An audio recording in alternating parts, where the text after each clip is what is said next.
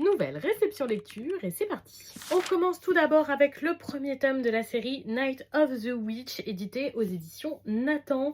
Il était sur ma wishlist depuis sa sortie, il me faisait beaucoup de l'œil et autant vous dire que l'autre jour quand je suis passée à Easy Cash et que je l'ai vu à 14 € au lieu de 27, j'ai sauté sur l'occasion. Une histoire de sorcières, comme vous vous en doutez, dans un univers fantastique avec de la romance et apparemment une plutôt bonne critique de l'église. Ça se passe en Europe, particulièrement apparemment en Allemagne, et je suis très curieuse. On reste dans les romans, mais dans un tout autre registre avec Zelda, Chronique du Saga légendaire, volume 3, Tears of the Kingdom, édité chez Third Edition. J'ai déjà lu les 2 premiers volumes, donc le tout premier qui était le meilleur à mon sens, qui reprenait l'intégralité de la licence Zelda. Le deuxième qui parlait de Breath of the Wild, qui avait quand même quelques longueurs, parce qu'un plein volume sur un seul jeu, c'était un peu long, mais je me suis dit que voilà, je lirais quand même celui sur Tears of the Kingdom avec grand plaisir. Ça reprend l'intégralité du jeu, ça décortique beaucoup d'éléments de scénario et ça s'inscrit dans la timeline complète Zelda pour vraiment appréhender au mieux l'histoire. Je suis en train de jouer à Tears of the Kingdom, donc je le lirai quand j'aurai terminé.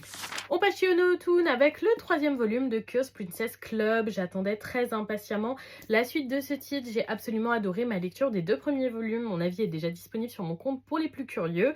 Et franchement, c'était vraiment une très bonne découverte.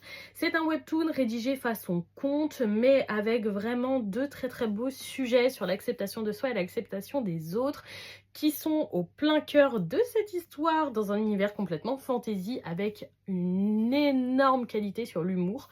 Et franchement, je suis trop contente de pouvoir lire la suite.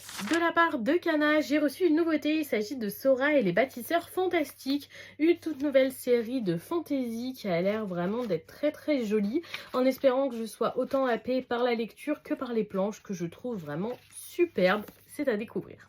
On continue chez Kana avec le second volume de To End This Life Game. J'avais plutôt bien apprécié le premier volume, c'est une romance qui change, avec un ton humoristique plutôt efficace et j'apprécie pouvoir suivre nos 2 personnages.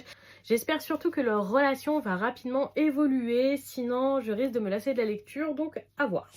On termine avec une autre nouveauté, cette fois-ci c'est chez Kurokawa, il s'agit du titre Les Lueurs de l'Outre-Monde. Très curieuse de découvrir ce titre qui va donc parler de fantômes pendant l'ère Meiji, donc au Japon.